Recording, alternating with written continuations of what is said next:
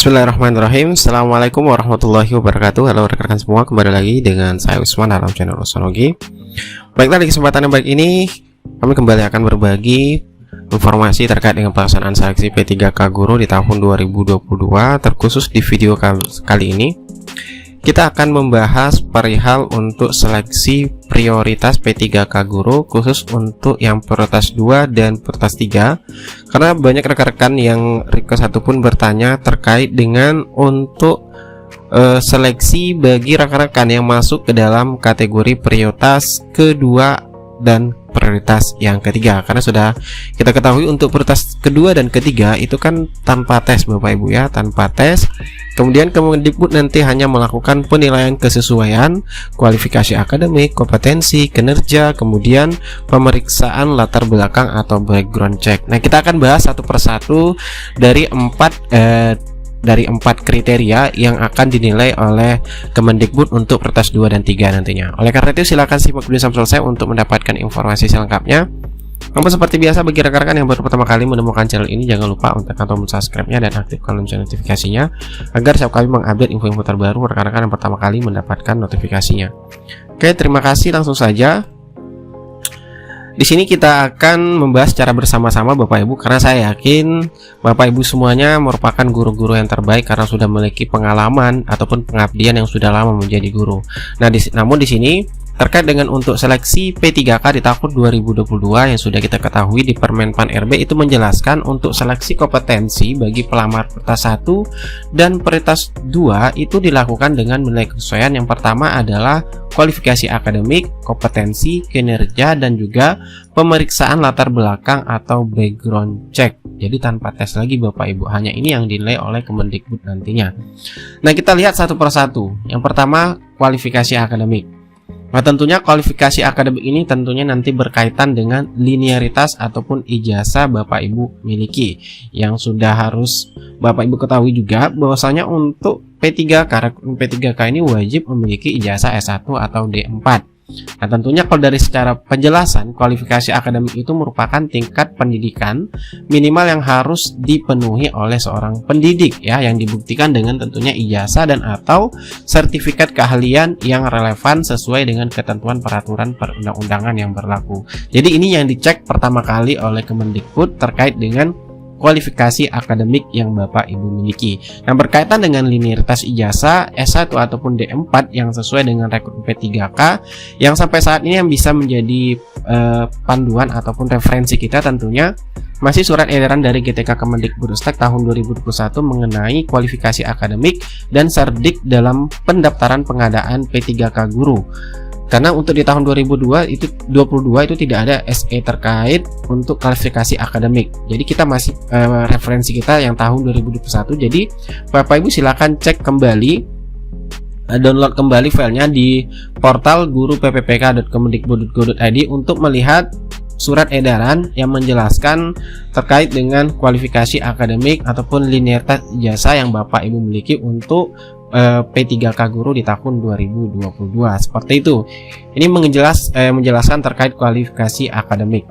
Dan yang kedua ya ini mengenai kompetensi guru. Dan saya yakin Bapak Ibu semuanya tahu apa saja kompetensi guru yang harus dimiliki. Tentunya yang pertama adalah kompetensi pedagogik ya Bapak Ibu, karena pada dasarnya adalah kemampuan guru dalam mengelola pembelajaran peserta didik. Kompetensi pedagogik ini merupakan kompetensi utama atau khasnya ya, bisa dikatakan seperti itu, yang akan membedakan antara guru dengan profesi lainnya, yang tentunya akan menentukan tingkat keberhasilan proses dan hasil pembelajaran peserta didik. Jadi ini tentunya untuk kompetensi guru yang dicek juga nanti.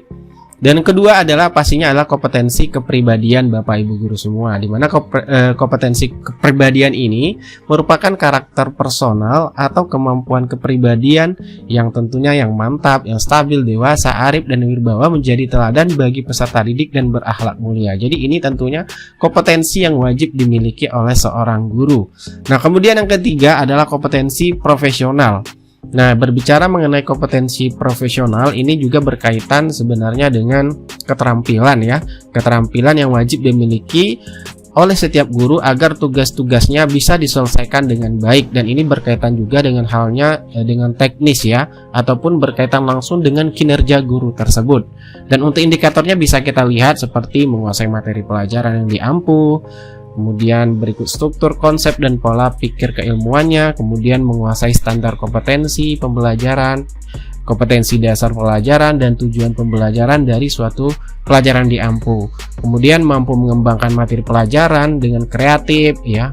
Kemudian juga mampu bertindak reflektif demi mengembangkan keprofesionalan secara berkelanjutan. Kemudian mampu manfaatkan teknologi informasi dan komunikasi dalam proses pembelajaran dan juga pengembangan diri.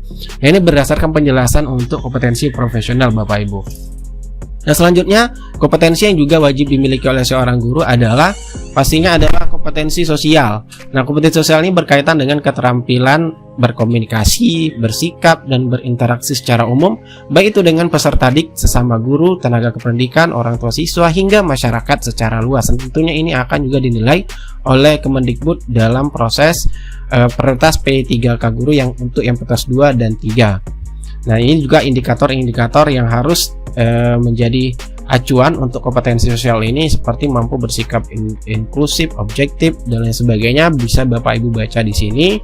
Dan untuk kompetensi guru itulah yang menurut kami yang akan dinilai nanti oleh Kemendikbud, karena ini sangat penting sekali dimiliki oleh guru dalam menjalankan profesinya sebagai tenaga pendidik tentunya.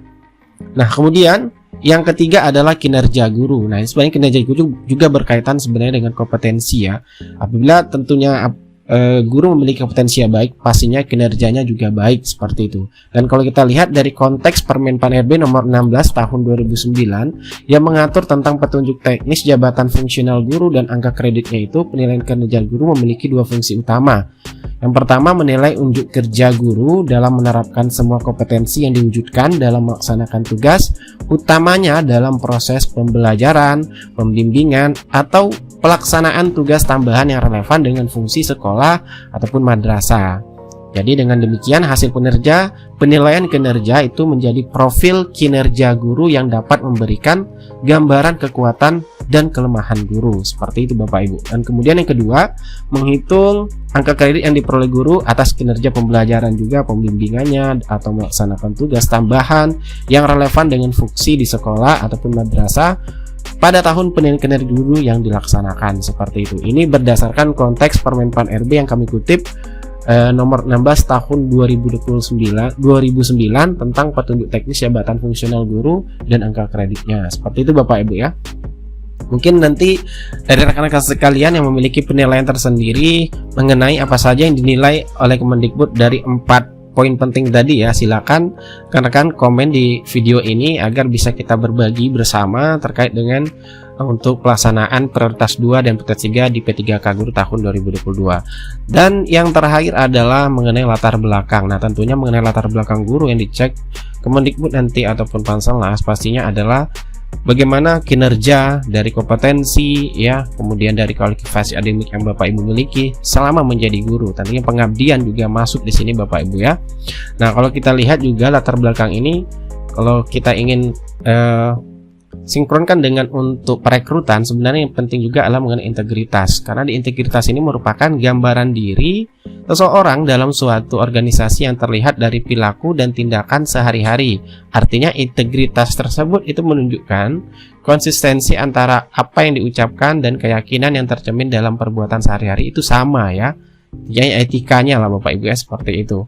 Dan lebih menariknya lagi, kami mendapatkan sebuah artikel yang membahas terkait dengan pentingnya untuk mengecek latar belakang guru sebelum direkrut ya. Nah, ini sangat menarik artikelnya yang menjelaskan pentingnya memang untuk mengecek latar belakang seseorang untuk menjadi guru, seperti itu. Nah, ini artikel ini dibuat pada tahun 2014.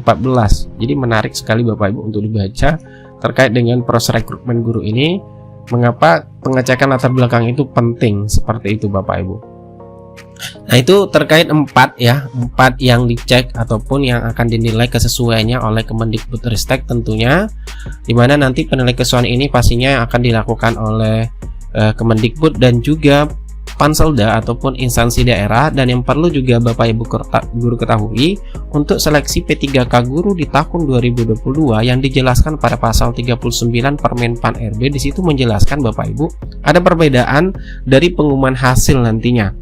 Nah, di mana untuk pengumuman hasil P3K jabatan fungsional guru tahun 2022 itu dari pelamar Pertas 1 dan pelamar umum itu menjadi tanggung jawab panitia seleksi P3K jabatan fungsional guru Kemendikbudristek. Jadi ini langsung Kemendikbud Bapak Ibu untuk yang Pertas 1 dan pelamar umum.